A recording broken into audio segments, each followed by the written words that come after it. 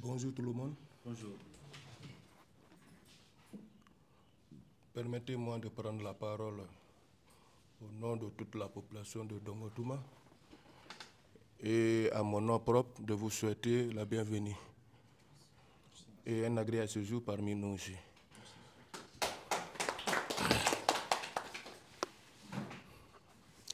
Cette journée, c'est une journée remarquable. Donc, la communauté a eu l'initiative aujourd'hui. Donc, nous avons l'honneur de venir faire aujourd'hui l'installation du bureau,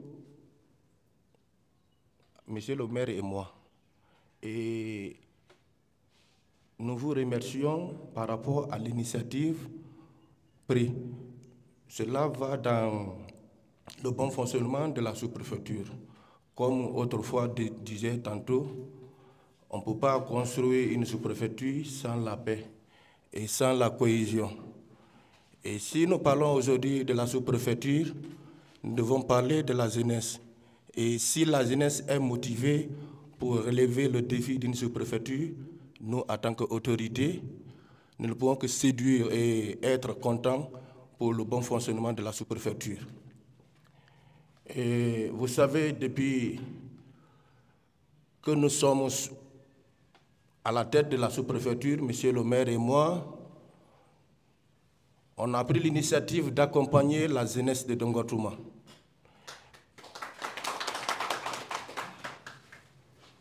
Et qui dit développement parle de l'union. Celui qui parle du développement d'une sous-préfecture parle de la bonne compréhension. Et cela ne peut pas se passer tant que nous qui sommes là assis ne sommes pas unis. Et vraiment, la seule chose que je vais exhorter, je vais demander à la jeunesse de Dongo-Touma et tous ceux qui sont présents ici, c'est de s'accepter, de se pardonner, de regarder l'avant, le savoir-vivre et de se pardonner le plus tôt.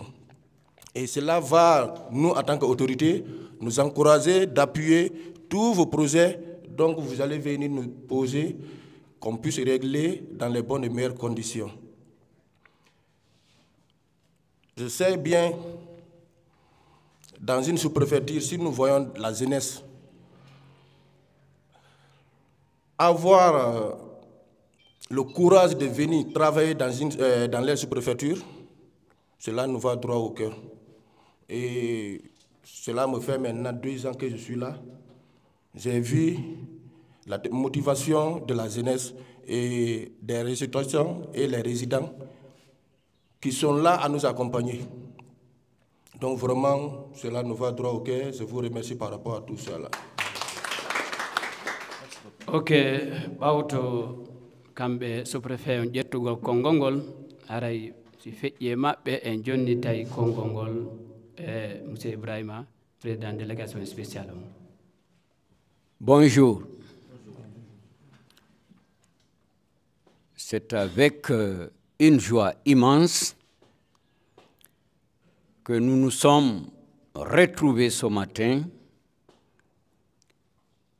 pour discuter et parler de cette association dénommée AJVDT. Cette association est née à Dongo-Touma en 1992. Et je fais partie de ceux qui ont créé cette association. La première retrouvaille a été faite à Windenegue, dans ma casette, mobilisant quelques jeunes vacanciers qui étaient venus faire leurs vacances à Dongo-Touma en 1992. Si je vois jusqu'à présent que cette association existe, elle vit, elle fait des activités, cela me réconforte davantage. Et c'est la première association qui a eu un agrément national à Dongoltouma. Il y a la grande association aussi qu'on appelle ADT, mobilisant tout le monde.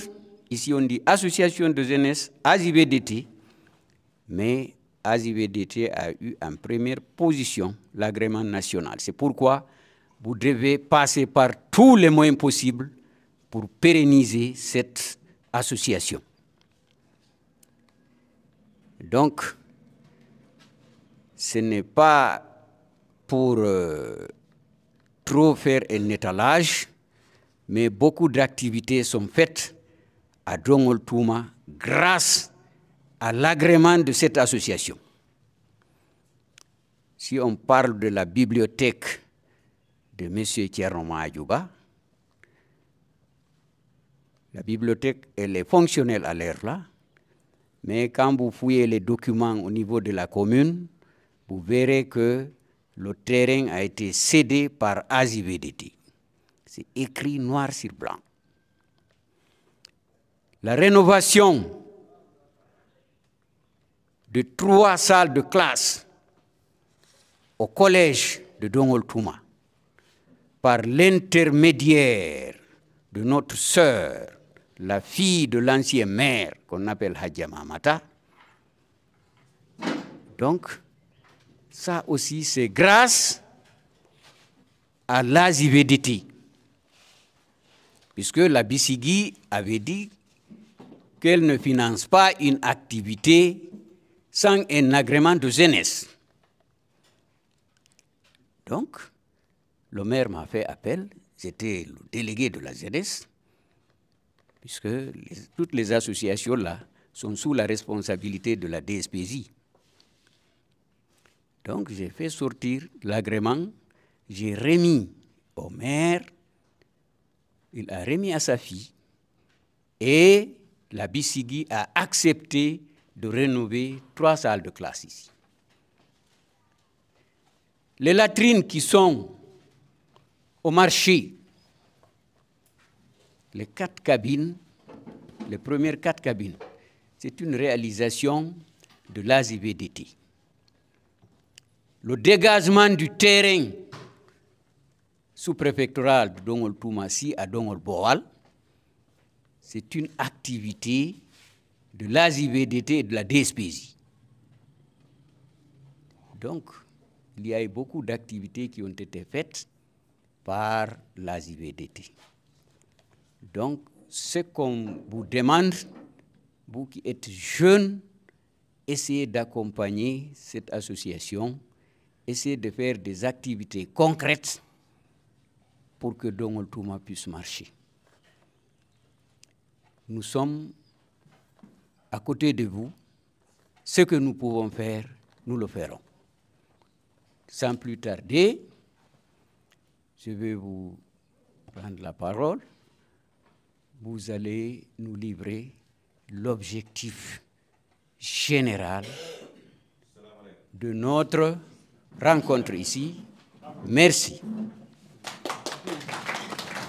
Haray ɓawto kamɓe président délégation spécial on ɓe ƴettude konngol on nani makuji ɗiɓe de Dongoltouma wonɗo ɗo e mo ala ɗo haray noon mi yi kadi président bullere ɓe hewti joni ko pita ɓe waali kamɓe kadi ɓe jarama en même temps vice président Kaƴel on ok donc haray no ɓe wiiri ni ko joƴƴini en ɗo kon en waway feƴƴinde ɗum ɗon présentugol kamɓe membre de bureau on AJVDT bureau local on ka sous-préfecture meɗen ɗo haray en présentay ɓe si wawen feƴƴude toɓɓere nayaɓere nden haray premier on monsieur Abdoulaye Ba secrétaire général ci Tayimoga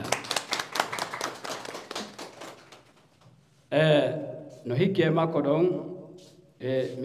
Amadou Momini, secrétaire chargé des projets et des programmes. No hikki e makko ɗon Mamadou Sadio Diallo, trésorier. No hikki ɗon kadi Thierno Souleymane Ba, secrétaire à l'intégration et aux relations extérieures. No hikki ɗon Madame Djami Ba, secrétaire aux affaires sociales. No hikki ɗon kadi Mamadou Taïbou Ba, premier secrétaire chargé à l'organisation. No hikki ɗon Monsieur Amadou Ba, deuxième secrétaire chargé à l'organisation. No hikki ɗon Madame Fatoumata Diaray Ba, première secrétaire chargée à la promotion féminine. No hikki e makko ɗo Monsieur Mamadou Bari, deuxième secrétaire chargé à la promotion féminine. No hikki ɗon kadi Abdoul Karim Diallo, premier secrétaire chargé sport et à la culture. No hikki ɗon kadi Abdoul Aziz Ba, deuxième secrétaire chargé au sport et à la culture. Ok. Aray no hikkiti ɗon kadi Monsieur Ibrahim Bari, secrétaire à l'information et à la communication. Aray ko ɓeɗo woni membre du bureau local AJVDT on e dongol Touma e côté Fouta Diallo. Iɗon andi bureau janon on ɗon hino ka gaɗa ndiyan to. Mais haray ko ɓeɗo yoɓɓindirta piiji ɗin golle ko waɗa to kon e golle ko wona e waɗede ɗo kon ko ɓeɗo yoɓɓindirta piiji ɗin fiinoɗi moƴƴira surtout enen sagataɓe ɓen si hoore ala yaata.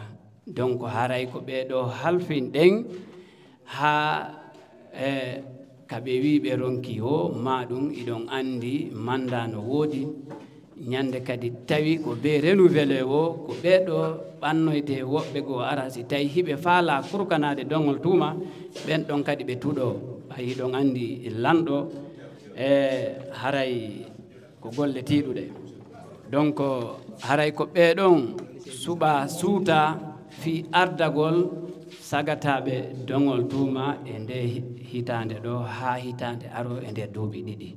Haray noon hiɗen tori Allah subhanahu wa ta'ala on e yoɓe waɗu piiji ɗin no haniri noon ɓe ndaara ɓe ƴeewa arana wiwgol mimmi ɓaganay hoore an ma ko siɗɗo yiɗɗo ko sabodiraɗo association haray si a woni surtout haray a woni janngal a woni fii fo haray ko ɗum toroten ɓe mo be waɗa ko waawi kon mo be poste mo jonna on anda ko honɗum o jonna. Donc haray en andiɓe joni yaka seede maɓɓe. Donc si ɗum ɗon feƴƴi haray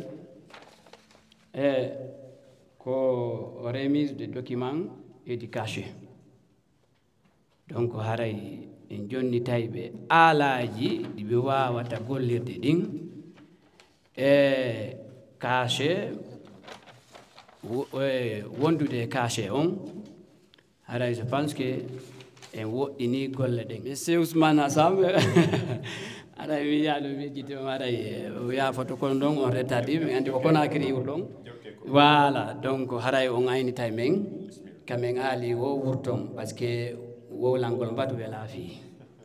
Ok, donc mi wi hon ɗum haray en jonni tayɓe aalaji ɗi ɓe wata gollirde ɗin si feƴƴen yeeso. Donc ɓe wawi arde yeeso ɗo hewtinen sous-préfet on ɓe jonna ɓe aalaji ɗin yeeso jama on fof. Aujourd'hui, c'est le 1er avril 2025. Donc, j'ai l'honneur de vous remettre le cachet et le document de AJVDT. Et comprenez une seule chose, le cachet, c'est pour AJVDT. La signature, c'est pour vous. La scientifique, c'est pour vous, le CACER, c'est pour l'association. Donc, comprenez une seule chose. N'importe quel document, vous voulez mettre le CACER, que ce soit dans l'intérêt de l'association. Parmi tous les jeunes de Dongotouma, si aujourd'hui le soir est tombé sur vous, ce n'est pas du hasard. Et vous devez aussi mériter cette confiance. Nous, déjà, nous savons, on connaît comment nous sommes ici, votre comportement et le savoir-vivre dans la société. Et donc, au nom de la population de Dongotouma et à mon nom propre, et au nom de M. le maire, qui m'a rendu l'honneur de vous remettre ce CACER, donc je vous remets le CACER. Et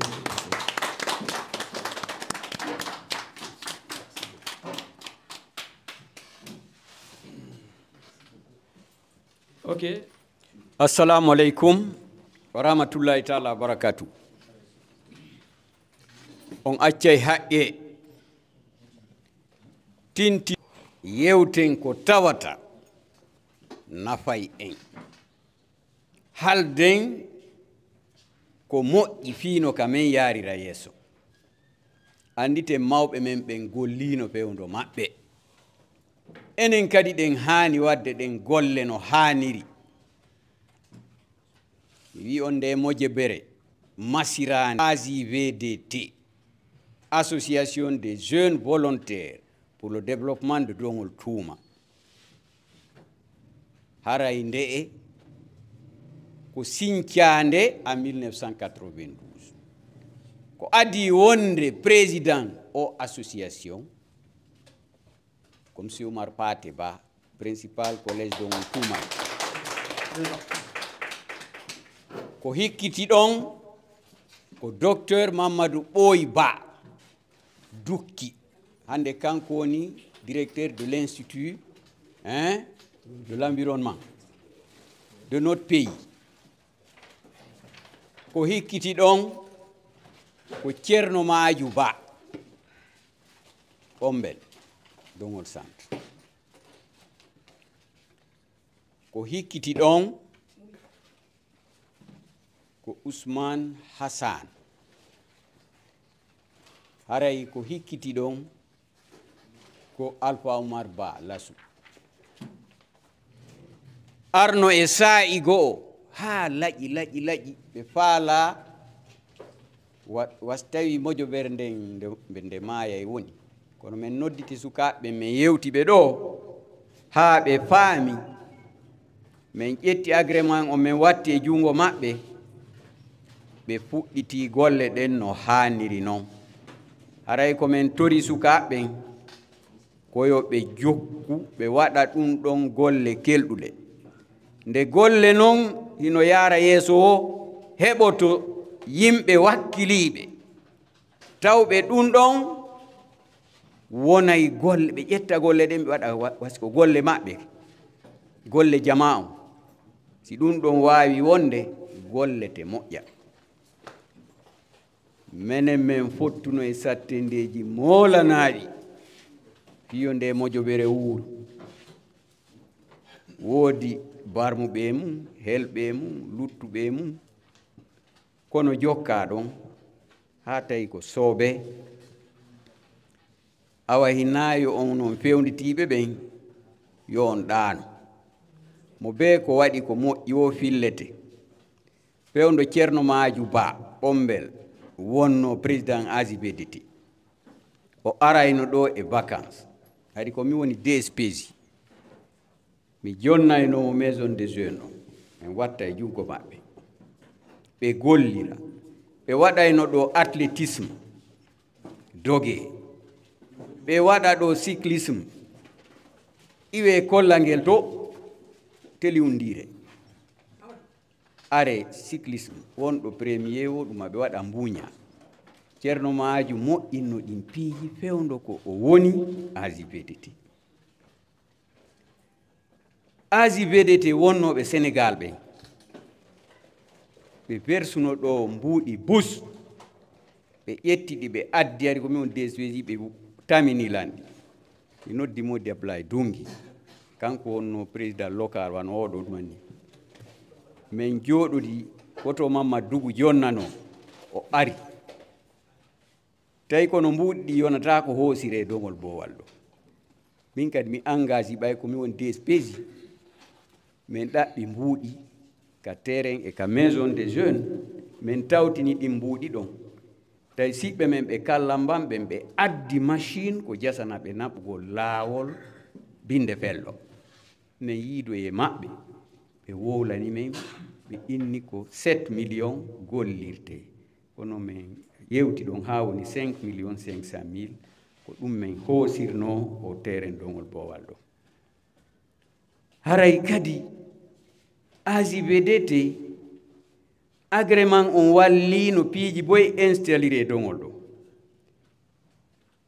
société civile on ko installira dongol en 2008 ko kaydiri AJBDT ndi agrément mum o 3 salle de classe moƴƴinaɗo ɗa wattita mo hajja mamata walli en ɓiɗɗo ancien maire on ko ɗin kaydiji ɗon kadi o jonna monsieur Maaju Canada ɗo waɗugol maɓɓe o bibliothèque ko o agrément AJBDT haray menen pewndo ko men wonno e mum meɗen ƴetti ɗum waɗi golle amin haray hinayon jooɗo tun innon ko si on fottay tun e mojoboy to sokoye yewton ɗuma si on ti waɗali golle o heɓata goɗɗum ko be golle ɗen waɗe be wakkile oyi fewndo ɗo hiɗen fewnditi e teere sattunde ndungu ngun fokkiti ɗe mari ɗo nokkeli 4 tawoji si en tambitaki laawol ngol taƴay argol dongol puɗɗoren Kutaya aren Bullere nokkeli 2 na ɗon woni 3 nokkeli 2 e nder district Bullere o ka Guinéen ɗa e Somoto hakkunde Bullere e Dukkito kadi haray ɗen hani wattande yila telen ɗon fewndo ɗo Allah no waɗi président district ɓe ɓen ko sukaɓe haray koye wattane yila moƴƴa ardiɓe ɓen ka district heewɓe ɓen ko sukaɓe haray koye watta yila ko molana telen ɗon jonnidiren juuɗe fii no golle ɗen yaarira yeeso ka men kala golle fokkituɗe wakkilo ɗen haray onon ɓe sukaɓe kadi telen maka jande iɗon wakkili kono ɓurte wakkilade ɓay hande mo wawata ko wiyete ordinateur hay so kontali hoore makko e janguɓe si tawi min e sous-préfet men noddama ɗo pita sukaɓe buyi wino hino faala wonde agent recenseur winditoɓe kono tawi e nder dongol tuma ɓuri tanƴinade ko yimɓe jeego e nder 49 windinoɓe ɓen ɓay min sous-préfet men noddama min landike ɓen an ko ma wonto ɓeyna ko Conakry ko Koya ko Mamou ko Dalaba ko Gongore ya Gongore e Maasi tawi ɗum no heewi nder ton kono tawa onon sukaɓe ɓen dongol tuma ɗo on ala nder ton ha tawoyi hay wonɓe nder ton ɓen tawi ko yawhaɓe welsindoɓe na modi ɗum wondi e yangi ɓe accita harayle ko ballal molanagal e kadi waaje fayɓe ɓen hina waɗugol université to woni haaju goɗɗo no waɗa école professionnel o gayna haaju kono si a jangi a mara diplôme si diplôme ala ko seedintini wondema ko a janguɗo ko honno goɗɗo ƴettitay ma golle ka diplôme ƴettete haray ala yawitagol piiji ɗin min mi jannata min mi watta ɗum e ɗum goɗɗo o finay tun o tawa ko chef de l'état o finay tun o tawa ko ministre ɗum no wawi wonde o finay tun o tawa ko kanko woni chef d'état major des armées ɗum no wawi wonde wawata wonde be fofoɗa yangoɗa hara a hayfinali piiji ɗin kono jangugol ha 10e janga ha 12e janga ha terminal ƴetta ko jangi kon fof waɗa e ndiyan yoola e sa yahali waɗɗa école professionnel heɓa ɗon kaydi haray hunde seedintinako a janguɗo iɗen mari ɗo bibliothèque so majo addani en ɗum ɗo machine ji no ton association dongol centre wonɓe France ɓe addi ordinateur ji pus ɓe waɗi ɗon haray yimɓe ɓen hino jooɗi ɗo immagol yaha ɗon yoɓa on wonɗo ɗon ɓay goɗɗo jannirtama ni goɗɗo jannirtani goɗɗo be goɗɗum adde inna hin jaɓu ɗum ɗo wallin o salata ko wallude jama o kono si jama on jooɗike tawi yiɗa waɗugol ɗum haray na ko moƴƴi goɗɗo finata tun o taahimo alɗi ko wakkilare moolanande si o ɗumanno awa yawitagol piiji ɗin moƴƴa tamo yawito piiji ɗin wano jaɓunoɓe hikka ma jaɓannoɓe men minen monsieur Oumar Paté ɗo men yewti ɓe haa ɓe jaɓi hande koɓe fonctionnaire miɗo ɓuri tañƴinade ɓe men wino ar waɗa ɗum ɗo ar waɗa ɗum ɗo mi sikka on tigi ari ni monsieur Oumar Paté ɓay kono wino yo mi ɗuman noon ɗo a jaɓe ɗo 1000 francs o ɗon sihum mi sikka ɗum waɗi ko on tigi si heɓi na hoore mum heɓani kono si kala ko yawitiɗa haray moƴƴa ko en wakkilo moƴƴa wakkilo ɗe moƴƴa hara en bonnaali ko jannga kon hara kadi ko fewnditi gandal fewndingal ngal o technologie fewndiɗo ɗo ko be yimɓe ɓen waawa ɗum ɗon si ɓe waawa ɗum ɗon golle ɗen waawata e marsude haray waawata sottude ta goɗɗo janngo ko janngi duuɓi 15 ƴetta ɗum liɓira ni hara a bonni yangi mawɓe ma a bonni yangi ma an tigi ɓay sa calculi fina dawa ittude ka ma a naɓi ka l'école duuɓi 15 sa calculi ɗum a tawa a waɗino tour du monde awa sa a ƴetti ɗum fof a liɓiri ni onon ɗo fof mo be anda ko honno woɓɓe go yangori ha heɓi poste mo heɓi on a wara en watta yila ko molana jokken soobe wano suddiɓe ɓen ɓe andita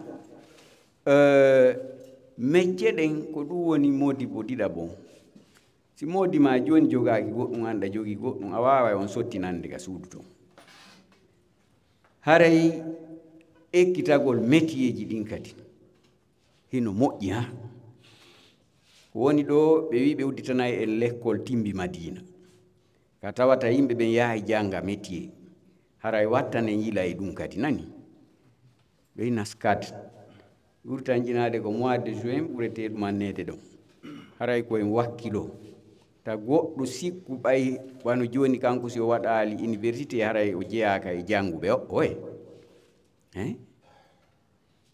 premier président du pays Ahmed Sékou Touré ko CP maɓɓe on ɓe jogi ɓay maître jogo wi ɗon ɓen blanc o inni bon yo Sékou Touré wi Samori Touré est un sanguinaire o inni o wolta ɗum Sékou Touré ni wolta ɗum kisi dugu e licencie mo o yeddi professeur jo o inni o wiyata ɗum c'est Samori il ne peut pas lui qualifier Samori Touré de sanguinaire il a été licencié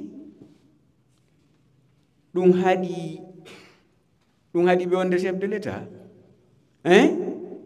haɗali ka ɓe orienti ɓe waɗi PTT poste et télécommunication après ɓe naati ka syndicat ɓe golli ɗon ha il a eu la chance d'être le premier président de notre pays n'est-ce pas si goɗɗo waɗima ko metti an a inni bon joni hani a tewtike on tigi ko hombo bonnanda ana hoorema donc haray en watta yila ko molana donc jokken soobe onon sukaɓe watta yila awa wano maison de jeune kaka fotte waɗe réunion ji waɗe art et culture ko sifa ɗin piiji hein haray en daara inchallah lan ɗo jaaɓi no maison des jeunes on wonira maison des jeunes digne de son nom si Allah lan ɗo jaaɓi merci